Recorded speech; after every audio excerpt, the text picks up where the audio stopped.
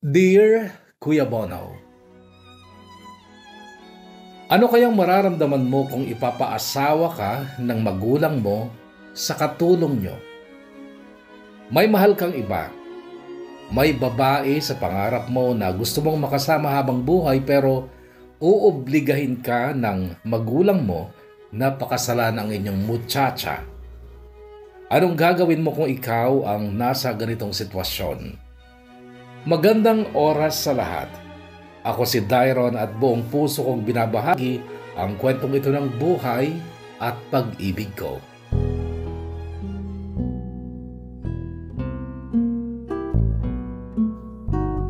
Ako ay galing sa may kayang pamilya. OFW sa Japan noon ang aming ama na si Rolando at businesswoman naman ang aking inang si Daisy. 5 kaming magkakapatid, ako ang pangatlo. Panganay namin si Ate Roda, sumunod si Ate Rosie, pangatlo ako, pang-apat si Dado at bunso si Sina. Kung mapapansin nyo, ang mga pangalan naming magkakapatid ay galing sa pangalan ng parents namin. Roda galing sa Ro ng Ronaldo at yung Da galing sa DA ng Daisy. Rosie masyadong obvious.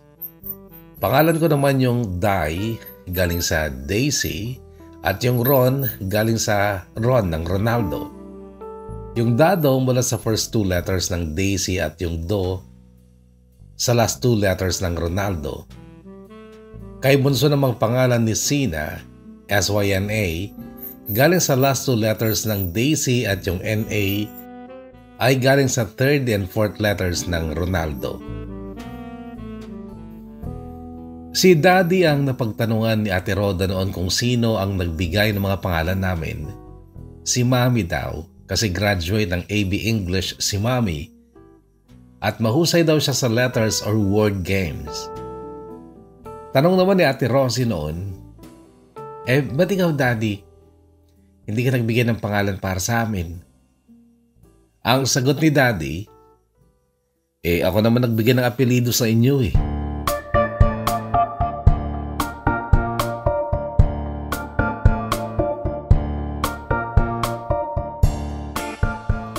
Mga bata pa lang kami noon, Kuya Bono, ay pansin na namin ang pagkakaiba ni ng Mami at Daddy. Ang priority ni Mami, magpayaman. Si Daddy naman, pamilya. Kami, lalo na ng mga anak niya. Baliktad, di ba? Mechanical engineer si Daddy na noon ay nagtatrabaho sa motor pool ng NIA. Sumasahod ng sapat buwan-buwan at hindi kontento si Mami sa inuuwi ni Daddy. Si Mami naman tapos nga ng AB English pero nahilig sa business noong mag-asawa na raw sila ni Daddy dahil bigla niyang naramdaman ng kompetisyon sa mga kapatid at pinsan niya noong magkaroon na rin siya ng sarili niyang pamilya. Half Chinese kasi si Mami, Kuya Bono, at may kaya talaga ang angkan nila. Hindi ko nila lahat pero karamihan kasi ng mga Chinese. Sinusukat nila ang pagkatao mo sa yaman at family background. Kaya nga daw nila inayawan si Daddy noon dahil galing lang si Daddy sa mahirap na pamilya. Pero si Mami noon ay in love talaga kay Daddy kaya sinuway ni Mami ang pamilya niya. Ipinaglaban niya si Daddy kaya sila ang nagkatuluyan pa rin. Natouch ba kayo sa love story nila? Okay lang kung hindi kasi sa una lang daw yung init ng pagmamahalan nila. Kalaunan, gumaya din si Mami sa parents, siblings and cousins niya na mas pinapahalaga ng pera o kayamanan kesa sa pamilya. Kaming mga anak niya, hindi naman niya pinabayaan pero kumpara sa pagmamahal at pag-aalaga ni Daddy, bitin yung inilaan sa amin ni Mami. Iniasa niya kami sa mga yaya at mga katulong, lalo na ako na nagkaroon ng encephalitis noon na nagresulta ng cognitive delays noong bata pa ako na dala-dala ko din hanggang sa magbinatilyo na ako.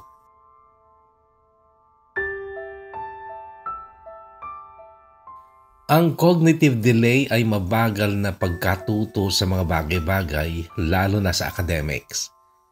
Sa madaling salita ng mga hindi professionals at taklesa, bobo, mahina ang utak, abnoy. Ganun ako noon.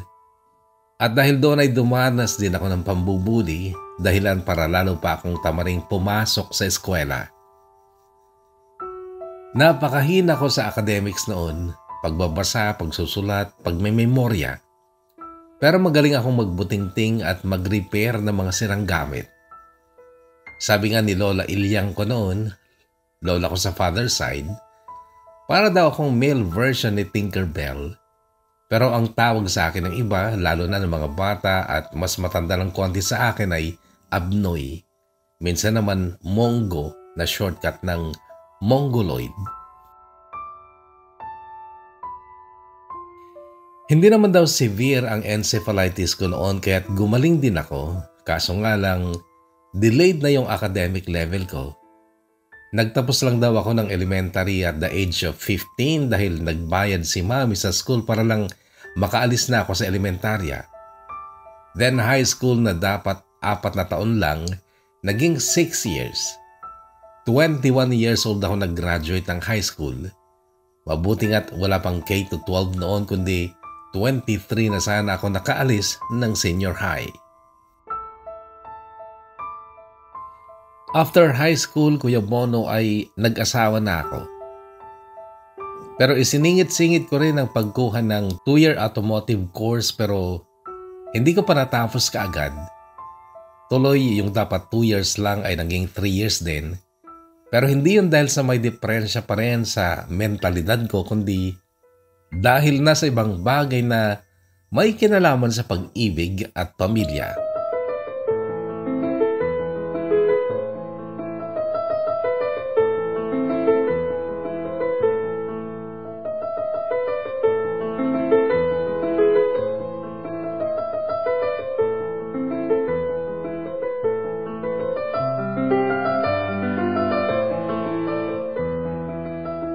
Slow learner man ako nung elementary ako, Kuya Bono, pero normal ang puso ko at grade 5 pa lang ako, although 13 years old na ako noon ay alam kong na-inlove ako sa bagong teacher namin noon na si Ma'am Maya.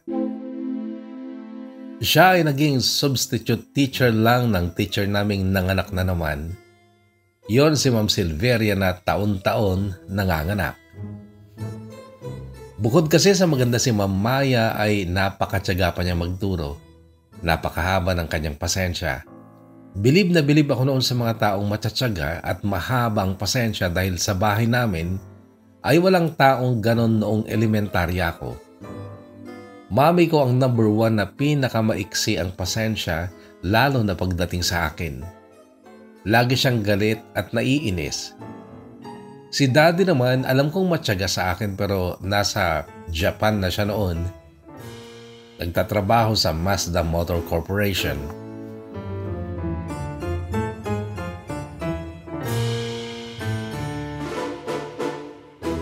That time noong elementary ako, pati ang 3 katulong sa bahay masusungit sa akin. Palibhasa, binibilin sila ni Mami na huwag akong i-baby para matuto daw ako. Talagang tatanga-tanga ako noon kahit nasa mga simpleng bagay. Si Nanay Saling nga na pinakamatanda at pinakamatagal na naming katulong, tunga kung tawagin ako. Yun daw ay pinaghalong tunganga at tanga. Noon kasi kapag may pinapagawa sa akin, halimbawa na lang yung pagluluto ng sarili kong instant noodles, hindi ko pa magawa. Matagal pa akong tutunganga. Sa pagtatakal pa lang kung gaano karaming tubig ang ilalagay ko, ang tagal ko raw ginagawa. Nakatayo ako ng matagal sa harap ng gas range dahil ang bilin sa akin ay babantayan ko dahil susubo ang tubig kapag kumulo.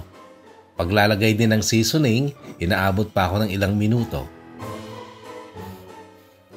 Nalaman ni Daddy ang kawalan ng tiyaga sa akin ni Nanay Saling, pati ang pagtawag niya sa akin ng tunga. Kahit nasa abroad si Daddy noon, pinatalsik niya si Nanay Saling. Noon ay medyo natakot ang ibang katulong na mawalan ng trabaho kaya nung una, Nagbait-baitan at nagtyaga-tyagaan sila sa akin.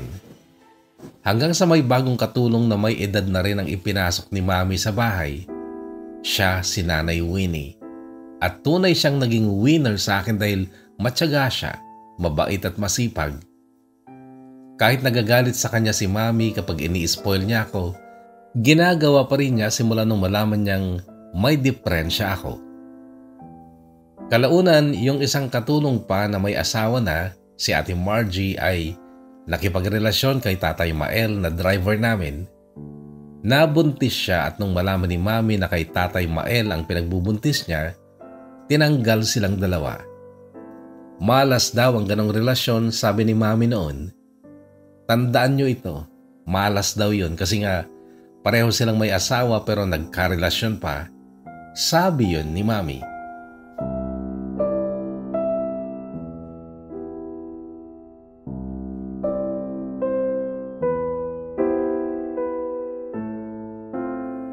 Kumuha ng bagong driver si Mami, binata na palatawa, pero nung magtagal ako na ang paborito niyang pagtawanan. Kapalit naman ni Ate Margie ay si Amy, siya ay anak ni Nanay Winnie sa pagdadalaga. Ka-age ko lang si Amy at siya man ay delayed din sa pag-aaral dahil galing siya ng bundok sa San Clemente, Tarlac. At sobrang layo daw ng school sa bahay nila kaya't nung dumating siya sa amin ay grade 5 lang ang tinapos niya pero 13 anyos na siya. Maitim siya noon, dark brown talaga ang kulay ng balat niya. Pero kung iniisip niya na porke taga-bundok ay aanga-anga siya na katulad ko, mali kayo. Nung una pa lang ay nakikita ko ng nai-stress lagi ang nanay niyang si Nanay Winnie dahil lagi siyang pinagsasabihan kasi unang araw pa lang niya sa bahay namin ay nakipagsagutan na si Amy kay Nanay Eva na katulong din namin noon. Matapang si Amy, mabilis magsalita, malakas ang boses, maliksi kung kumilos at syempre masipag din. Noong magsumbong si Nanay Eva kay Mami tungkol sa pagsagot-sagot ni Amy sa kanya, pinatawag kami sa home office ni Mami. Oo, kasama ako noon dahil ako ang dahilan ng away nila. Hindi nila mahanap ang bagong electric kettle noon. Yung luma at sira ang nakuha ni Amy. Noong isaksak, natural hindi gumana. Sabi ko sa kanya, aayusin ko. Kasi yun talaga ang passion ko noon pa. Magbutingting, magkumpuni ng mga sirang gamit. Binutingting ko nga ng isang oras. Nung akala ko'y okay na, isinaksak na ni Amy. Sira yan! Sabi ni Nanay Eva nung isaksak pa lang ni Amy ang ginawa kong electric kettle. Ginawa po niya. Sagot ni Amy sabay turo sa akin. Hawak niya noon ang electric kettle na may lamang tubig. Si Nanay Eva naman noon ay nagpupunas ng mga mamahaling glass bowl at saka maingat na binabalik sa cabinet. Sinaksak ni Amy ang kettle, pinindot ang switch, pumutok. Namatay din ang ilaw sa kusina. Nagulat si Nanay Eva at nabitawan nito ang malaking glass bowl. Sinisi niya si Amy pero sinagot-sagot siya ni Amy. Noong nagtataasan na sila ng boses, pumasok si Nanay Winnie ng kusina at sinunggaban niya ang buhok ni Amy. Hinila papunta sa laundry area. Noong dumating si Mami kinagabihan, nag-report si Nanay Eva. Pinatawag kami sa home office niya at lahat kami, pati si Nanay Eva ay pinagalitan. Pagkatapos noon ay pinalabas kami ni Nanay Eva. Pinaiwan niya si Amy. Hindi ko alam kung ano ang sinabi ni Mami kay Amy noong sila ng dalawa ang maiwan sa home office ni Mami. Akala ko noon palalayasin na rin niya si Amy pero hindi. At hindi rin nagbago si Amy sa pagiging matapang niya. Basta't nasa katuwiran siya kahit sino ka pa, sasagutin ka niya. Maging si Mami, mga kapatid kong nakatatanda at nanay niyang si Nanay Winnie. Dahil sa katapangan nga ni Amy, Kuya Bono ay binansagan ko pa siyang tigress o babaeng tigre.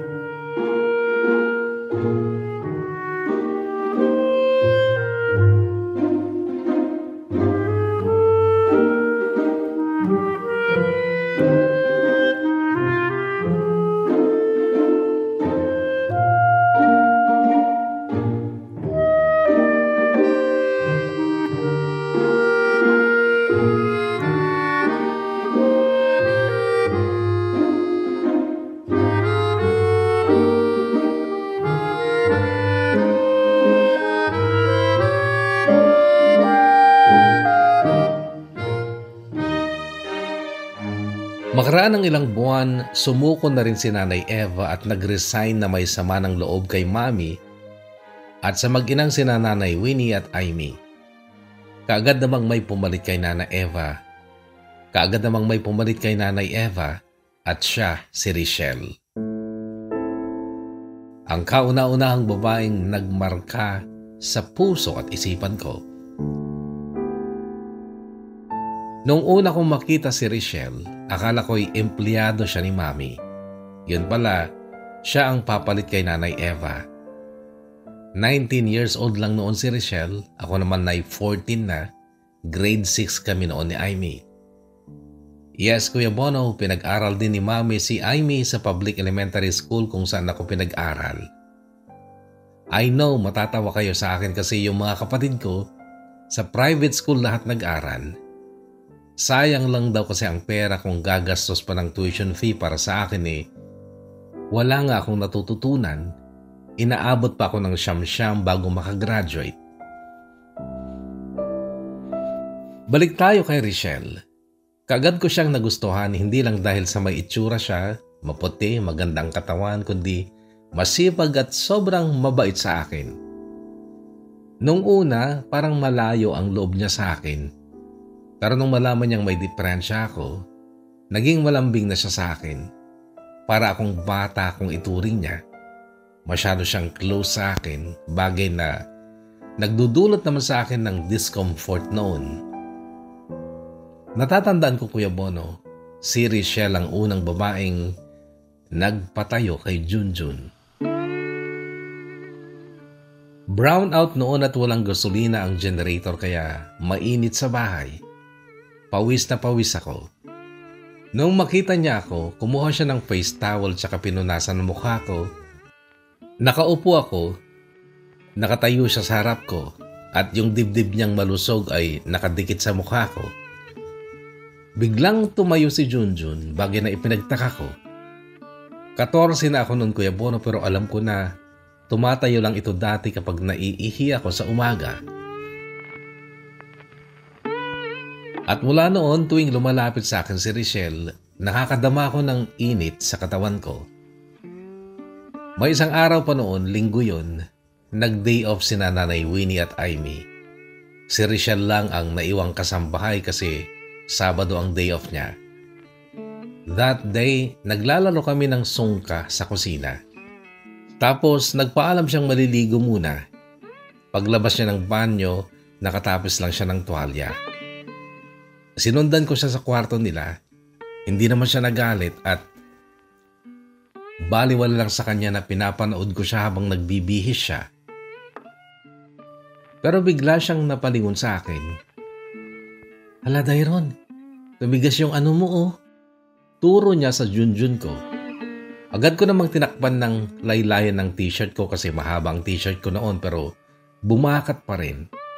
Tumatawa siya, lumakad sa pinto, isinara at saka lumapit sa akin at ang sabi, Dairon, tingnan ko nga. Ayaw kong ipakita pero nagtampu-tampuhan siya. Hindi na kita bati. Madamot ka pala. Sabi niya, hindi ako umimik pero bigla siyang umiti. Sige Dairon, ganito na lang. Ipakita ko tong sa akin. Ipakita mo rin yun sa'yo. Pumayag naman ako, Kuya Bono, pero hindi lang pakitaan ang nangyari. Lumuhod siya noon sa harapan ko and maybe you know what happened next. Kaya nga, nasabi ko kanina pa na si Richelle ang unang babaeng nagmarka sa puso at isipan ko.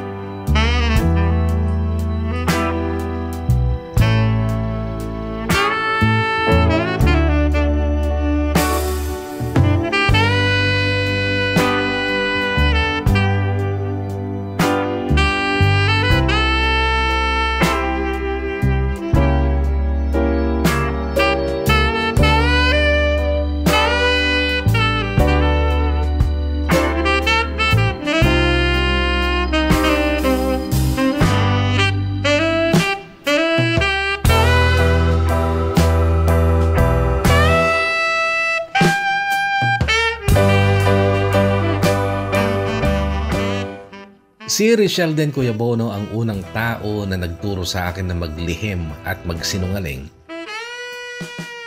Simula kasi nung may mangyaring ganon sa amin ay binili niya ako ng paulit-ulit na huwag kong ikukwento sa iba kahit kanino yung ginagawa namin.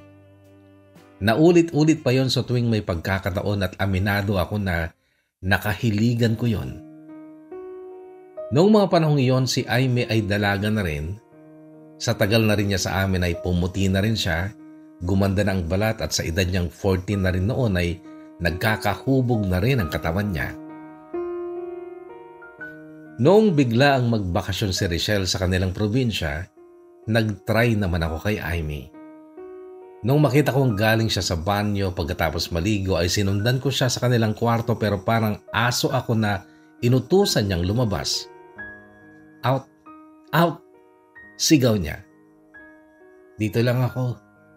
Sabi ko sabay upo sa gilid ng bed ni Richelle. Single bed kasi yon while ang bed nila ni Nanay Winnie at si Aimee ay double deck. Get out, Dairon! Utos pa rin niya sa akin na nandidilat ang mata.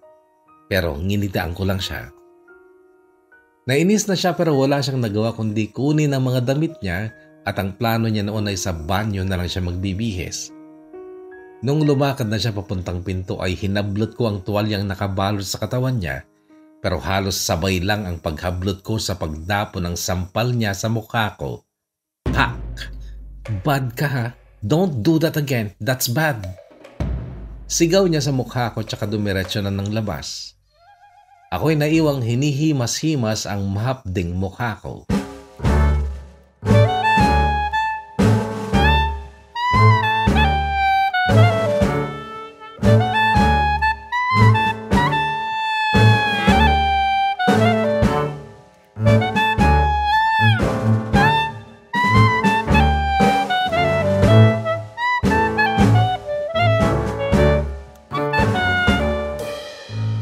Maaring nagtatanong na kayo kung paanong malinaw pa rin sa alaala ko ang mga pangyayaring iyon, lalo na ang mga kalokohan ko kina Richelle at Aimee. Kung may diferensya sa utak ko noon, how come na vivid pa rin sa memorya ko ang mga yon? Well, ito ay dahil ang totoo, normal na ang mentalidad ko noon. Pero nagkukunwari lang akong isip bata pa rin ako dahil una, hindi ako handang makilevel o makipagsabayan sa mga ka-age ko dahil naroon pa rin yung katotohanan ng delayed ako kumpara sa mga talino nila. Pangalawa, nagugustuhan ko yung treatment sa akin ni Richelle. Naisip ko kung alam niyang normal na ako, mangyayari pa rin kaya yung mga ginagawa namin? Hindi. Kasi suplada si Richelle sa mga binata. May pinsan ang kapitbahay naming pogi pa noon, maporma at nagkakagusto sa kanya pero ayaw niya.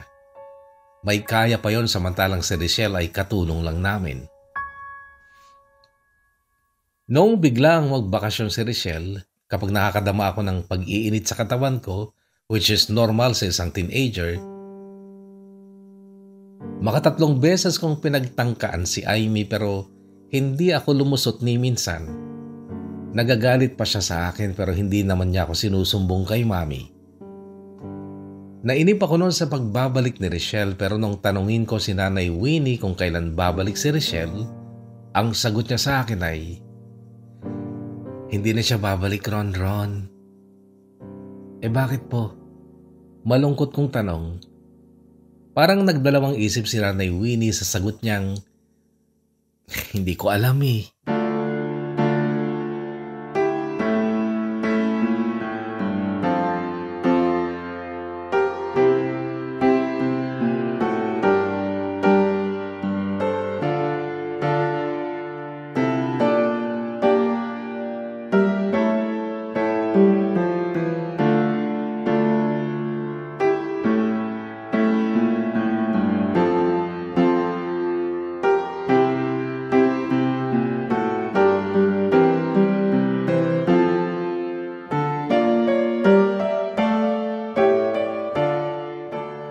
High school, sa private school na kami pinag-enroll, kami kako kasi Doon din pinag-enroll si Amy. Oo, private school yun pero mura lang ang tuition fee. Hindi siya sosyal. Hindi kagaya ng schools ng mga utol ko. Wala pang ang 10K sa isang school year ang tuition fee. Kumbaga private na pipitsugin. Malapit lang ang school na yun sa amin. Pwedeng lakarin ng 10 to 20 minutes pero kapag umuulan o masyadong mainit ang panahon ay hinahatid sundo kami ng driver. Schoolmate kami ni Amy pero hindi kami magkaklase. Nasa pinakamababang section ako while siya ay nasa pinakamataas naman dahil mataas ang nakuha niya noong mag-entrance examination kami. Sa totoo lang Kuya Bono, matalino si Amy. Madisiplina sa kanyang sarili at sa kanyang pag-aaral.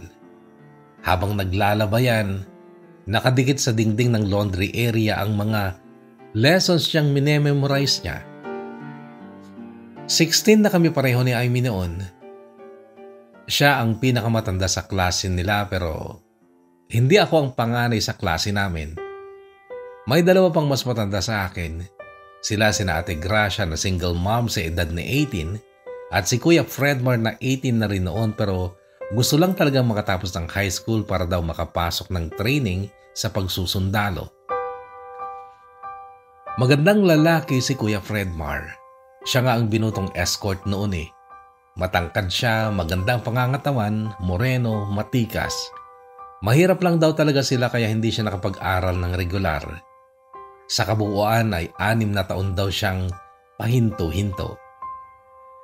Silang dalawa, sina Ate Gracia at Kuya Fredmar ang naging kadikit ko sa klase namin. Bagay na ipinagtaka ni Amy kasi ini-expect niyang totropa ako sa mga mas bata sa akin. Kasi naniniwala siyang isip bata pa rin ako noon.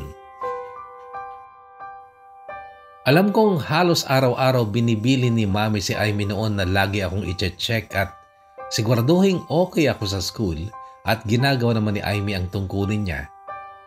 Tuwing recess, tatakbo yan sa classroom namin at bibigyan ako ng merienda. Dahil doon ay napansin siya ni Kuya Fredmar.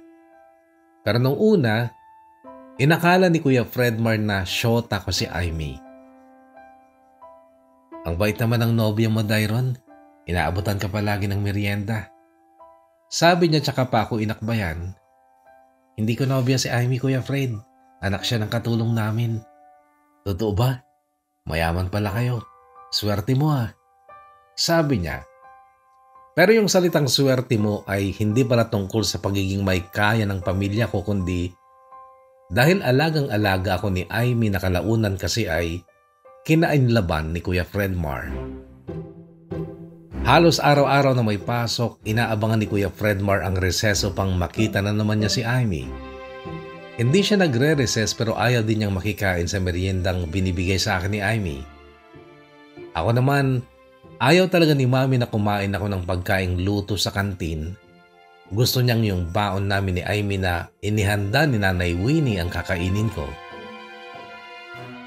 Isang araw ng Lunes, recess.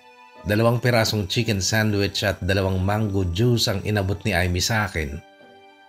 Bakit 2? Tanong ko. Para kay Fredmar yung isa. Simpleng sagot niya at saka kinuha sa likod ko ang basang good morning towel at binigyan niya ako ng bago. Magtatanong pa sana ako pero bigla siyang tumalikod at bumalik na sa classroom nila. Para daw sa'yo, Kuya. Sabi ko kay Kuya Fredmar nung iabot ko sa kanyang merienda. Napangiti siya.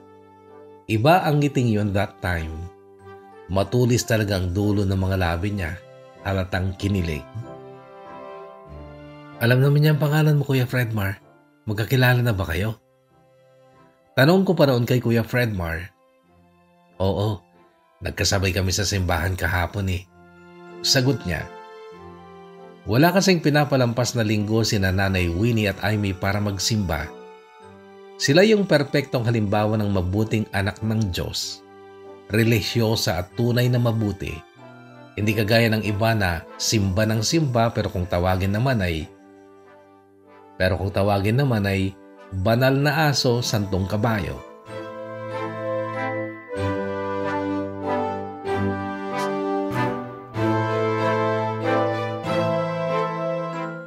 Habang nagtatagal, Kuya Bono, habang nasasaksihan ko ang pagkahumaling ni Kuya Fredmar kay Aimee ay unti-unti kong nakikita ang kaibahan ni Aimee kumpara sa ibang babae.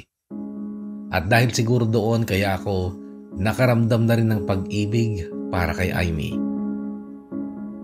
O Kuya Bono, lihim na rin akong nahulog para sa yaya ko.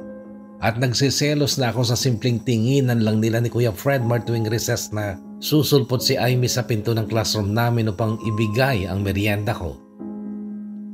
Labis kong ikinaiinis ang simpleng ngitian nila para akong nasusunog sa selos na nararamdaman ko.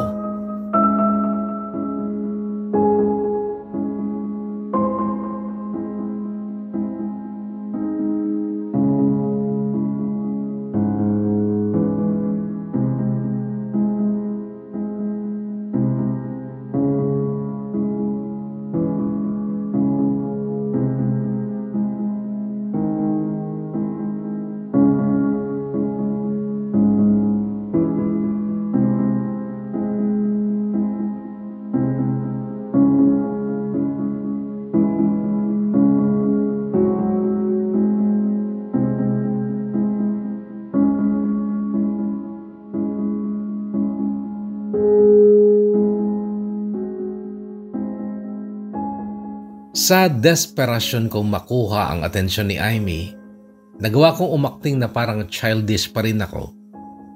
Kung sa mga simpleng bagay gaya ng paglalambing na igawan ako ng ganito, kuhanan ako ng ganyan, sumusunod siya. Pero kapag nagkakaroon ng physical contact, like mahawakan ko siya, nagagalit siya. May isang hapon noon, uwian namin galing ng school. Biglang umulan habang naglalakad kami. Nilabas niya ang ditiklop niyang payong mula sa bag niya tsaka niya ako pinayungan. Nakagitna sa akin ang payong kaya't nababasa ang kabilang balikat niya. Inakbayan ko siya at kinabig palapit sa akin pero tinulak niya ako.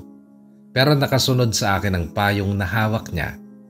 Kaya nabasa siya. "Bakit ba? Nababasa ka no?" Sabi ko pero karason-rason niya ay, "Baka makita tayo ni Fred." Nabadtrip ako sa sinabi niya. Ang ginawa ko ay binilisan ko ang lakad ko. Tumakbo pa siya para habulin ako pero kapag malapit na siya, tatakbo naman ako. Basang-basa na ako nung dumating kami ng bahay. Pumasok ako ng salas, yung mga karpet basang-basa. Pinagalitan siya ni Mami at Nanay Winnie pero nagrason siya. Gaya ng dati, matapang siyang magsalita basta't alam niyang tama siya. Nakakabanas ang ugali ni Aimee noon. Ang laki ng tiwala at pagmamahal niya kay Kuya Fredmar. Well, wala naman akong nakikitang pangit talaga tungkol kay Kuya Fredmar. Pero may kinikimkim akong sama ng loob sa kanya dahil siya ang mahal ng mahal ko.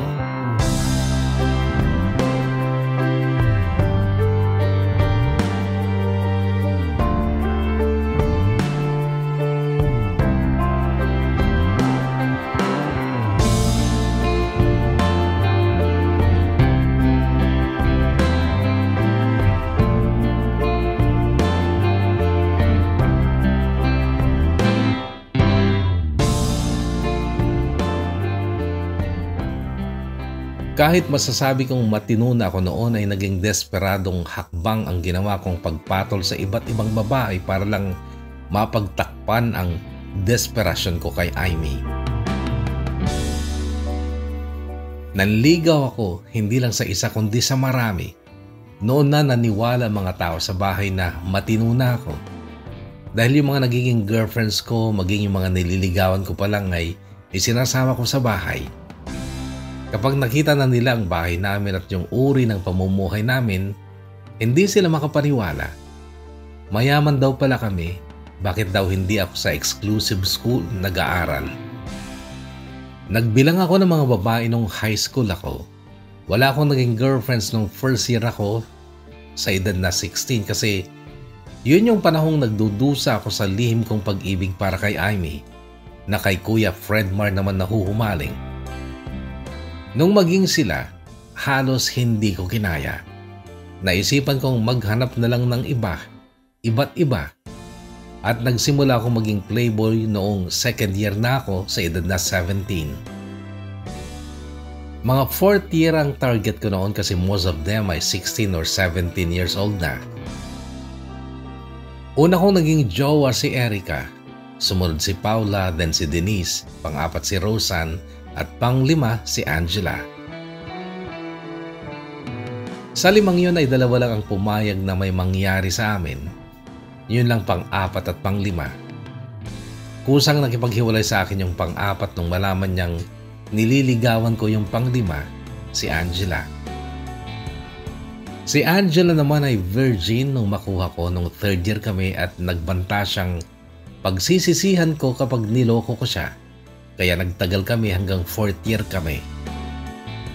Maganda si Angela, mabait, matalino at matyaga din sa mga pangit na ugali ko.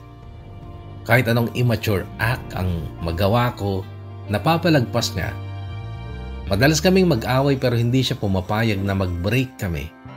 Sabi niya, dapat daw akong matakot kapag dumating siya sa puntong payag na siyang makipaghiwalay sa akin dahil siguradong mapapahamak na ako. Lagi niyang panakot sa akin na marami siyang kuya na sisingil sa akin once na niloko o sinaktan ko siya. Oo, na-meet ko na ang mga kuya niya. 2 doon ay lantarang siga, yung isa ay pulis at yung isa ay instructor ng karate. Oo, takot ako. Never pa kasi akong nakaranas ng sakit mula sa ibang tao. Kahit palo, never pa akong napalo ng mga magulang ko. Pero kahit napilitan akong magtagal sa relasyon namin ni Angela ay hindi ko pa rin talaga nakikita na magkakatuluyan kami. Nagulat nga ako isang araw na okay kami ni Angela. Lunch break yon sa restaurant na madalas naming kainan. 2nd year college na siya noon, ako'y graduating pa lang sa high school. Nagde-decorate noon ang staff ng restaurant na yon sa katabing function hall nila. Pinapanood ni Angela ang pagde-decorate ng mga tao. Ako naman ay nakatitig sa nag-a-assemble ng lights and sounds. Gusto ko ngang lumapit noon sa mga lalaki dahil gusto kong makita kung paano nila yung ginagawa. At biglang ang nasambit ni Angela ang tanong na, Ron, hahantong din kaya tayo sa kasalan? Hindi ko siya nasagot. Kinailangan pa niyang tapikin ang mesa para makuha niyang atensyon ko at muling isinatinig ang kanyang tanong na sinagot ko lang ng, ewan ko sa'yo. That time, Kuya Bono, ay 20 years old na ako, 4th year high school, ay nag-i-imagine na rin akong makasal pero hindi kay Angela kundi kay Amy. Hanggang noon, si Amy pa rin ang gusto ko. Ewan ko kung bakit sa dami na ng babaeng nakilala ko at dumaan na rin sa buhay ko ay siya pa rin ang lihim na kinahuhumalingan ko.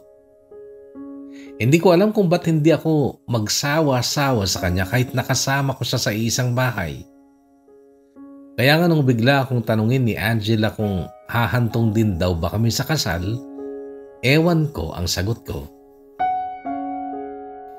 Disappointed siya sa sagot ko pero gaya ng dati, tumahimik na lang siya. At hindi nga kami humantong sa kasalan dahil isang araw, kusa din siyang humiwalay nung malaman niyang may anak na pala ako.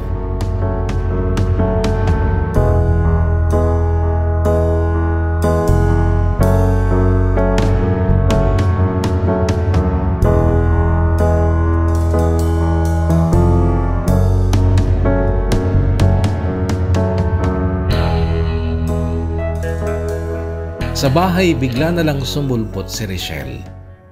Kasama ang anak namin at walang tao sa bahay, maging si Daddy na noon ay nag-for good na. Ang hindi naniwalang anak ko ang bata dahil Xerox copy ko siya. Yung mukha niya mukha ko. Si Richelle morena pero yung bata maputing katulad ko. Singkit, maliit ang ilong at bibig at nagdesisyon si Daddy na pakasalan ko raw si Richelle dahil yun ang hiling ni Richelle pero kumontra si Mami. Kaming tatlo ang nag-usap-usap noon sa home office ni Mami, ako at si Daddy. Ang sabi ni Mami, matagal ko nang hinahanda si Amy para maging asawa mo, Dairon. Ronaldo, mahusay si Amy. Magaling sa eskwela, maaasahan, matapang. Pagtatapusin ko pa siya ng college, gusto niyang maging abogata. Pag-aaralin ko siya and I'm sure magiging maayos ang lagay ni Dairon sa kanya. Nabigla si Daddy sa narinig niya kay Mami. Ang sabi ni Daddy, Daisy, lalaki itong anak mo. Bakit mo siya iaasa sa babae? Ronaldo, mabilis na sagot ni Mami na nandilat pa ang mga mata. Alam mong hindi ganun ka-capable itong anak natin. Kailangan niya ang babaeng kagaya ni Amy. Trust me on this. May boyfriend si Amy, Mami. Classmate ko pa, si Kuya Fredmar. Sabad ko. At ang sagot ni Mami, that's nothing. Susunod sa akin si Amy. Iiwan niya ang Fredmar na yon at ikaw ang pipiliin niya.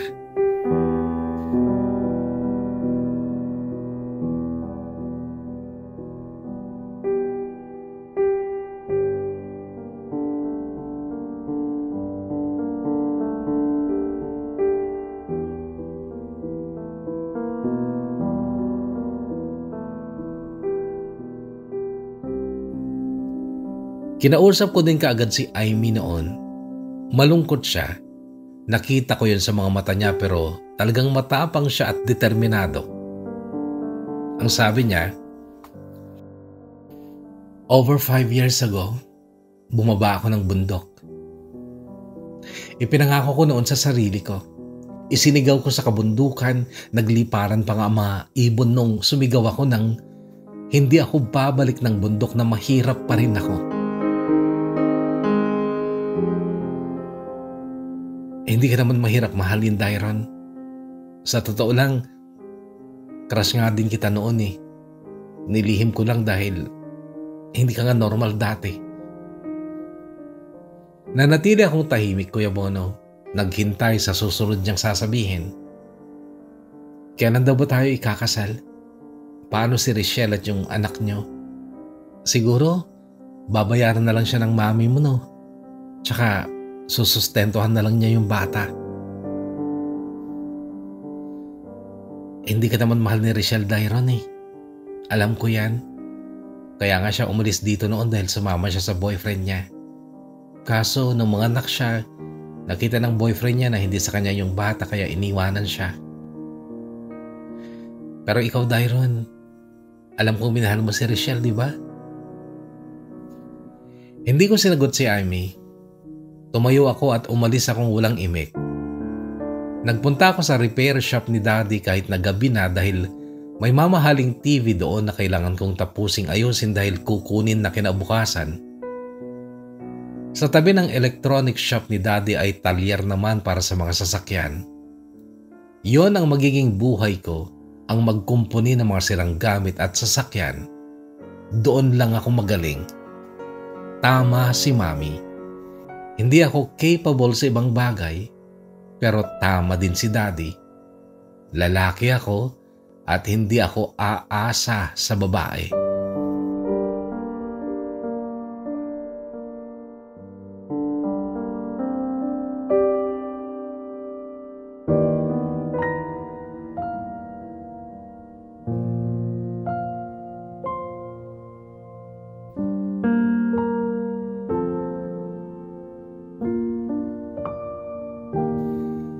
That was like 22 years ago, Kuya Bono. 25 years old na ngayon si Jericho na anak namin ni Richelle. And yes, si Richelle ang pinakasalan ko. Hindi ako sigurado sa estado ng mga puso namin noon pero ginawa ko lang yung tama. Naanakan ko siya at dati ko naman siyang gusto kaya pinakasalan ko siya. Oo, mahal na mahal ko si Amy pero hindi niya ako mahal. Mahihirapan lang siya kapag naobliga siyang pakasalan ako alang-alang sa pangarap niya.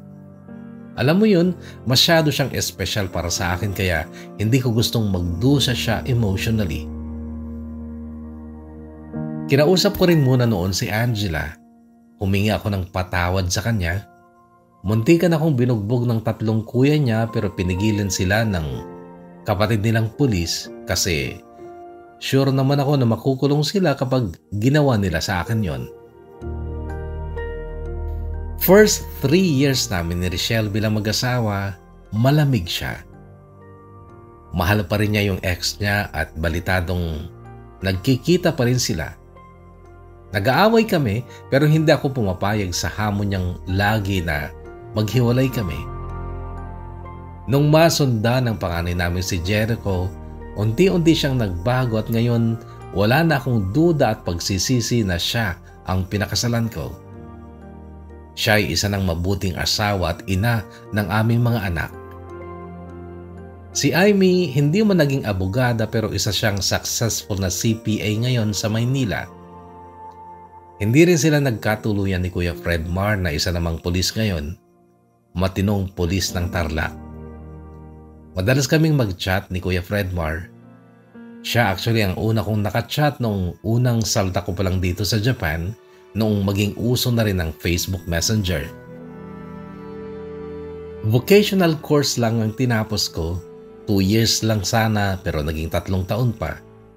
Pero sa totoo lang yung certificate mula sa vocational school ay formality lang. Kasi lahat naman na ng pinag-aralan namin noon ay alam ko na base sa aking experience at passion ko talaga sa pagre-repair ng mga appliances. Iyon ang naging ticket ko para makapagtrabaho dito sa Toshiba, Kinagawa. 12 years na ako dito. 6 na ang anak namin ni Richelle. Nabubuntis siya tuwing umuwi ako para magbakasyon. Yes, noon tinatawag akong Abnoy, Mongo. Pero sabi ni Amy, nung kasal namin ni Richelle, hanga daw siya sa akin dahil malayong mas matino pa ako kesa sa ibang lalaki na tinakbuhan ng mga nabuntis nila o iniwan ng asawa dahil nahumaling sa iba.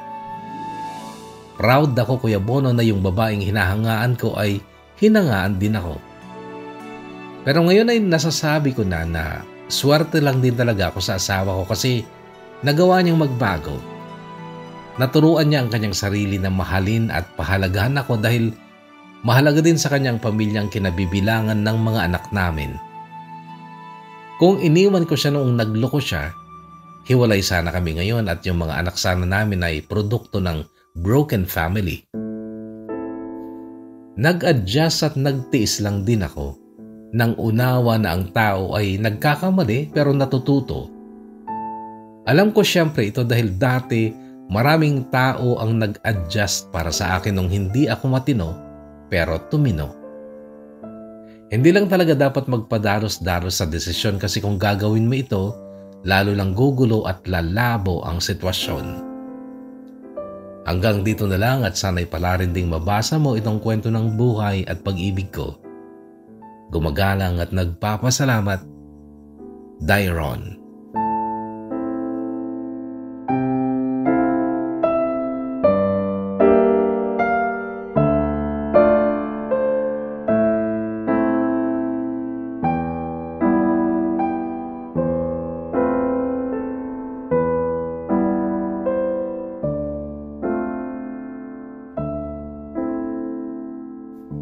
Kabang na Dairon, una sa lahat maraming salamat sa pagbabahagi mo ng iyong napakagandang kwento ng buhay at pag-ibig dito sa ating programa. Congratulations sapagkat kahit na ikaw ay nabully nung bata ka pa dahil sa isang diferensya sa iyong katawan, ay bumawi ka nung ikaw ay matino na at nagpakatino pa ng gusto. Congratulations, I think you did the right thing.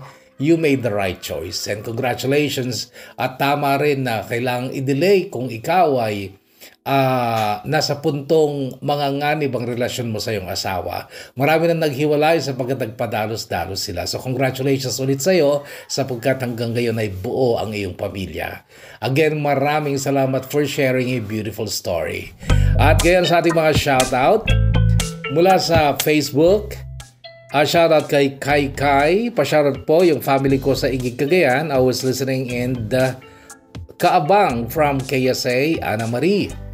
And Daisy Almasan, shoutout to you. Ganun din kay Lynn Antonio Tolosa. Shoutout po to my Leng, Ate Emma Cardenas at sa friends ko na sina Angie Ventura at Ella. CNY is coming. Sana makarami tayo ng Lycee. Char. Agyaman po Kuya Bono, it's me, Let Valdez ng Causeway Bay, Hong Kong. Shoutout po sa family Mabun dyan sa Alakapan. Miss ko na kayo. Malapit ko na kayong makita from Darl Angel of Jeddah, Saudi Arabia. Shoutout sa secret listener na si Ayoko na Sana.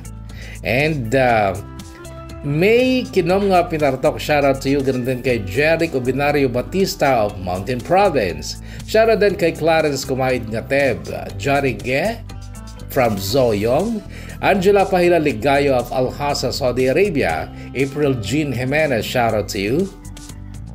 And Len Soriano Ligutan of Hong Kong, ganun din, shoutout sa mga Kagayano from Cheryl Kusipag, Bangayan, Apasinos of TKO Hong Kong. Shoutout din kay Romel Sanchez of Taiwan. Mula naman sa YouTube, shoutout kay Rosita Robes. Shoutout sa lahat ng nakasabay namin sa Taiwan Loop from Renren Tapero. Shoutout din kay Dolores Lorenzo of Nabutuan, Sulana, Cagayan. Shoutout po Kuya Bono sa mga kagaya kong adik sa programa mo. Makinig ako habang nag-iimpake from Daisy Fugaban. Shoutout po sa family Granada dyan sa Solano, Nueva Vizcaya from JJ Oliviano, Granada. And Melissa Abisilia of Hong Kong, shoutout to you. Ganun din kay D. Brito sa Isabela. Shoutout Kuya Bono, kablaawak man ni Dayap at Jose Joel Eleuterio, Nilo na budigero namin sa lagi o na laging nakikinig at nag-aabang ng bagong upload mo. Naimbagngal daw yung amin dita from Reggie Rivera. Michelle Dugayon, shoutout to you. Ganun din kay G of Gonzaga. Shoutout naman po Kuya Bono, lahat po ng miyembro ng Thailand and Ducot family. At dito din po sa trabaho ko, Madela Junk Shop at lahat ng kasamahan. At ang boss ko po Kuya from Leo, Thailand of Quirino. Jeremy of Nueva Ecija, shoutout to you. Ganun din kay Miss Michelle Vlog of Igig, Cagayan. Filipina OFW of Hong Kong from Cagayan Valley, shoutout to you. Ganun din kay JR Cruz of San Jose City, Nueva Ecija. Anthony Arabe, shoutout to you. At panghuli, Maria of Cagayan Valley. Maraming salamat ulit mga kaabang sa paglalaan ng oras sa ating programa. Stay healthy, stay safe, and God bless us all.